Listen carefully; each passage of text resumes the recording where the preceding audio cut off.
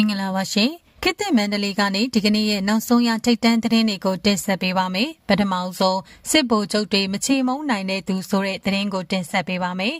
ကျွန်တော်တို့တွေကိုအကျဉ်းသားတယောက်လိုခဏလောက်စဉ်းစားကြည့်ရအောင်ကျွန်တော်တို့ကအသက်80အရွယ်ရှိပြီးထောင်ထဲရောက်နေမယ်ပိုဆိုးတာကအပြစ်မရှိဘဲမတရားသဖြင့်ထောင်ထဲအထက်ခံထားရမယ်ဆိုရင်ဘယ်လိုခံစားကြရမလဲတင်ကားတွေတိုက်လေရင်နဲ့အပါအဝင်လက်နက်မျိုးစုံနဲ့စစ်တပ်ကြီးကိုပိုင်ဆိုင်ထားတဲ့ဗိုလ်ချုပ်တွေကလက်နက်မဲ့အမျိုးသမီးတို့ကိုအမြဲကြောက်နေရတာနှစ်ပေါင်းများစွာကြာပါပြီသူကတော့ဒေါ်အောင်ဆန်းစုကြည်ပါ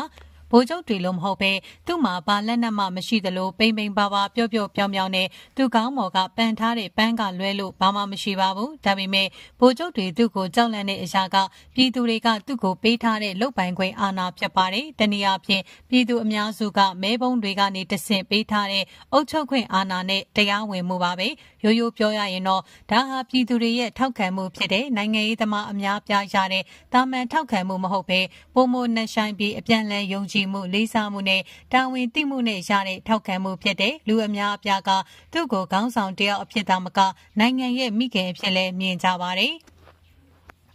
တချို့ကဒါဟာပုံကိုယ်ရေးကိုးကွယ်မှုဖြစ်တယ်လို့ဝေဖန်ကြတယ်ဒါပေမဲ့ပြည်သူအများစုရဲ့ထောက်ခံမှုဟာသူ့ရဲ့ပြီးခဲ့တဲ့နှစ်ပေါင်းများစွာတိုင်းပြည်ကိုချစ်ပြီးဆွတ်လွတ်အနစ်နာခံမှုတွေကြောင့်ဖြစ်ပါတယ်ပုဂ္ဂလိကဘဝနဲ့မိသားစုဘဝကိုဆွတ်လွတ်ပြီးပြည်သူကိုအလုပ်ကျွေးပြုတာကြောင့်လို့ဆိုရမှာပါဆိုတော့ပြည်သူစီကဒေါ်အောင်ဆန်းစုကြည်ရတာကစစ်ဗိုလ်ချုပ်တွေဘယ်တော့မှမရတဲ့ယုံကြည်မှုထောက်ခံမှုနဲ့မြစ်တာတရားပါပဲဒါကိုနိုင်ငံရေးအရာအတိတ်ပဲဖွင့်ရရင်ပြည်သူကသူ့ကိုတာဝန်ပေးအပ်ခြင်းပဲဖြစ်ပါတယ်အဲ့ဒီယုံကြည်မှုဟာသူ့ပါတီရှင်ပြိုင်ခဲ့တဲ့ရွေးကောက်ပွဲတိုင်းမှာတောင်ပြိုကမ်းပြိုအောင်ပွဲခံတာတွေဖြစ်စေပါတယ်1990ခုနှစ်ကနေ2020ခုနှစ်ထိအမျိုးသားဒီမိုကရေစီအဖွဲ့ချုပ် NLD ဟာအပြတ်သက်အများစုနဲ့အမြဲတမ်းအနိုင်ရတယ်အဲ့ဒီလိုချိန်မုံမရတဲ့ပြည်သူပေးတဲ့အခွင့်အာဏာစစ်ကောင်းဆောင်တွေကိုခြောက်လန့်တာအမှန်ပါဗိုလ်ချုပ်တွေဒေါ်အောင်ဆန်းစုကြည်ကိုဘာကြောင့်ကြောက်တာလဲသူတို့အာဏာလက်လွတ်ရမှာကြောက်လို့သူတို့ကျူးလွန်ထားတဲ့မတရားမှုတွေအတွက်တရားရင်ဆိုင်ရမှာကြောက်လို့တိုင်းပြည်ကိုမောင်းပိုင်စီပြီးလှုပ်ရှားနေတဲ့သူတို့ရဲ့စီးပွားရေးတွေနဲ့စီးစိမ်တွေဆုံးရှုံးမှာကြောက်လို့ဒါတွေကသူတို့ရဲ့အတ္တမနဲ့ဝိသမလောဘတွေဖြစ်ပါတယ်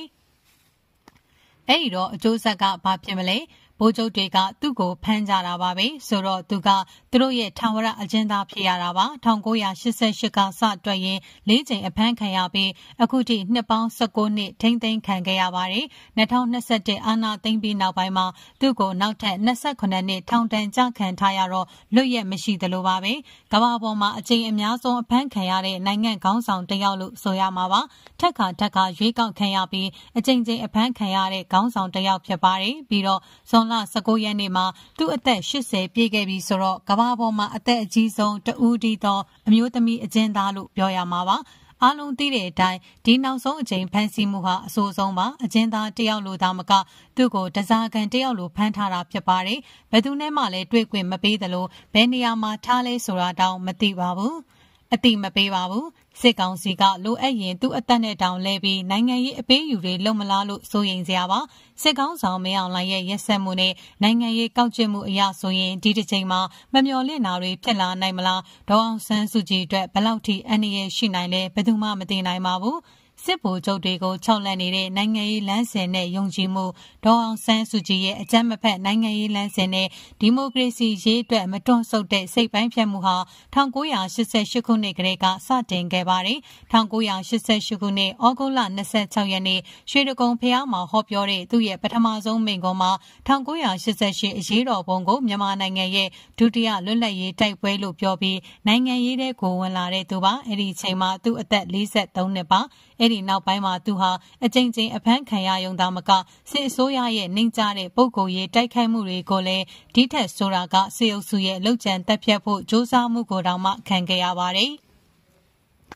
ဒါပေမဲ့သူ့ရဲ့နိုင်ငံရေးကျင့်ဝတ်နဲ့နိုင်ငံရေးလမ်းစဉ်တွေကအကြမ်းဖက်မှုနဲ့ရန်လိုမှုတွေမရှိခဲ့ပါဘူးသူ့ရဲ့နိုင်ငံရေးအတွေးခေါ်က liberal democracy ကိုအခြေခံတဲ့အနှစ်သာရကတော့လူတိုင်းအတွက်လွတ်လပ်ခွင့်နဲ့တန်းတူအခွင့်အရေးကိုကာကွယ်ပေးနိုင်တဲ့အုပ်ချုပ်ရေးစနစ်ပါ ဒီစနစ်ကပြည်သူရွေးချယ်တဲ့ကိုယ်စားလှယ်တွေနဲ့ဒီမိုကရေစီကြကြအုပ်ချုပ်တာကိုဆိုလိုတာပါသူရဲ့နိုင်ငံရေးကျင့်ဝတ်ကတော့ရိုးသားတဲ့နိုင်ငံရေးပါနိုင်ငံရေးမှာရိုးသားမှာနိုင်ငံရေးဂုဏ်သိက္ခာရှိမယ်လို့ပြောခဲ့ပူပါတယ်သူရဲ့နိုင်ငံရေးလမ်းစဉ်ကတော့အကြမ်းမဖက်နိုင်ငံရေးနီလန်းမှာပြီးတော့ dialogue ဆိုတဲ့တွဲဆုံဆွေးနွေးရေးနီလန်းနဲ့နိုင်ငံရေးပြဿနာကိုအဖြေရှာတဲ့လမ်းစဉ်မှာအိန္ဒိယနိုင်ငံရဲ့မဟတ္တမဂန္ဒီနဲ့အမေရိကရဲ့မာတင်လူသာကင်းတို့ရဲ့လမ်းစဉ်တွေဖြစ်ပါတယ်သူရဲ့နိုင်ငံရေးပန်းတိုင်ကိုကြည့်မယ်ဆိုရင်အာဏာရှင်စနစ်ကလွတ်မြောက်ဖို့ဒီမိုကရေစီနိုင်ငံထူထောင်ဖို့အကျေပြောရရင်ဒီမိုကရေစီကြကြဖက်ဒရယ်ပြည်ထောင်စုတည်ထောင်ဖို့ပါပဲစစ်တပ်ရဲ့သူ့ကိုကြောက်လန့်မှုဟာအစကတည်းကထင်ရှားပါတယ်သူနိုင်ငံရေးလောကကိုဝင်လာပြီးတနှစ်မပြည့်ခင်1989ခုနှစ်မှာသူ့ကိုနေအိမ်မှာပထမဆုံးအကြိမ်ချုပ်နှောင်ခဲ့ကြတယ်ဒါပေမဲ့သူအချုပ်နှောင်ခံထားရတဲ့အချိန်မှတောင်သူ့ရဲ့ပါတီဟာ1990ရွေးကောက်ပွဲတွေမှာတောင်ပြိုကမ်းပြိုနိုင်ခဲ့ပါတယ်ဗိုလ်ချုပ်တွေအဆက်ကွဲပြီးအံ့ဩခဲ့ရတာပထမဆုံးအကြိမ်ပဲဖြစ်ပါတယ်ဒါပေမဲ့သူအဖမ်းခံထားရတဲ့အချိန်တွေမှာသူ့ရဲ့ NLD ပါတီကနိုင်ငံရေးတည်နေတတ်ပါတယ်ဒါပေမဲ့သူလွတ်ပြီးဆိုတာနဲ့ပါတီကပြန်အသက်ဝင်လာသလိုပြည်သူလူထုရဲ့နိုင်ငံရေးလှုပ်ရှားမှုတွေလည်းပြန်အရှိန်ရလာပါတယ်အဆိုးဆုံးလှုပ်ကြံခံရတာကတော့2003ခုနှစ်ကစကိုင်းတိုင်းတပင်းမှာဖြစ်ခဲ့ပြီးအဲ့ဒီမှာသူ့ရဲ့ရင်တန်းကိုစစ်အုပ်စုကြောတောင်းနောက်ခံပြုဒုတ်သားကိုင်းလူဆိုးလူမိုက်တွေကဝိုင်းဝန်းတိုက်ခိုက်ခဲ့ကြပါတယ်သူတေဘေးကပုတ်ခါတီကလွတ်မြောက်ခဲ့တဲ့သူကိုထောက်ခံသူဒါဇင်ပေါင်းများစွာကမလွတ်မြောက်ခဲ့ဘူးအဲ့ဒီလှုပ်ကြံတက်ဖြတ်မှုကိုအဲ့ဒီတုန်းကစစ်အစိုးရရဲ့အတွင်းရေးမှုတစ်ဖြစ်တဲ့ဝင်ကြီးချုပ်ဗိုလ်ချုပ်ကြီးစိုးဝင်းကစီစဉ်ခဲ့တာဖြစ်ပါတယ်အဲ့ဒီလိုတိုက်ခိုက်မှုတွေအမျိုးမျိုးခံခဲ့ရပေမဲ့သူဟာမြန်မာနိုင်ငံရေးအကြက်တဲကိုဖြည့်ရှင်းဖို့သူ့ကိုဖမ်းဆီးတဲ့ဗိုလ်ချုပ်တွေနဲ့တွေ့ဆုံဆွေးနွေးရေးအမြဲလမ်းဖွင့်ထားခဲ့ပါတယ်ဒါပေမဲ့ဗိုလ်ချုပ်တွေကတော့ဒါကိုသူတို့အတွက်နိုင်ငံရေးလှည့်ကွက်အနေနဲ့အကြိမ်ကြိမ်အသုံးချခဲ့ပါတယ်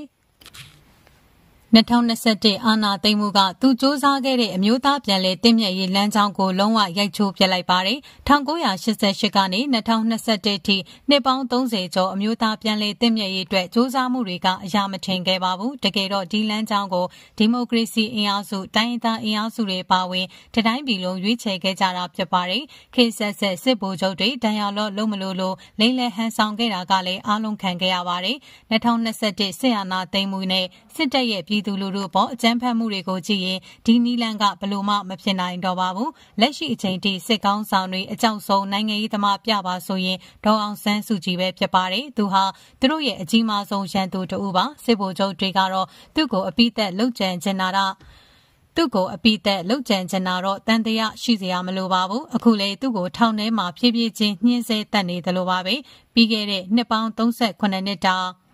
အခုလေသူ့ကိုထောင်ထဲမှာဖြည်းဖြည်းချင်းနှင်းသက်နေသလိုပါပဲပြီးခဲ့တဲ့နှစ်ပေါင်း38နှစ်တာကာလတစ်လျှောက်မှာစစ်ကောင်းဆောင်တွေရဲ့နှိမ့်ရှည်ဖမ်းဆီးချုပ်နှောင်မှုတပ်ဖြတ်ဖို့လှုပ်ကြံမှုတွေအပါအဝင်ကောက်ကျစ်မှုပေါင်းစုံကိုတော့သူကျော်လွှားနိုင်ခဲ့ပြီးပါပြီဒါကြောင့်မို့သူ့ရဲ့ထောက်ခံသူတွေကသူ့ကိုတန်မဏိနှဲစီလို့ခေါ်ကြတာဖြစ်ပါတယ်သူကပိန်ပေမဲ့တန်ပါပါတယ်အိုပေမဲ့ပြတ်သားပါတယ်တယောက်တည်းပေမဲ့သတိမြဲမှာပါချုပ်နှောင်ခံထားရပေမဲ့ငြိမ်းအေးနေမှာပါကျွန်တော်တို့ကိုယ်တိုင်လေနိုင်ငံရေးအကျဉ်းသားအနေနဲ့ရှစ်နှစ်အချုပ်နှောင်ရဲ့နာကျင်မှုတွေကိုဖျက်ဆီးမှုတဲ့အတွက်ဘယ်သူကမှထောင်ထဲမှာ10စက္ကန့်10မိနစ်တောင်မနေစေချင်ပါဘူးဒါကြောင့်အခုမတရားအကျဉ်းချခံနေရတဲ့ဒေါ်အောင်ဆန်းစုကြည်အပါအဝင်နိုင်ငံရေးအကျဉ်းသားအလုံးတယောက်မကျန်အမြန်ဆုံးလွတ်မြောက်ဖို့ဆန္ဒပြုပါတယ်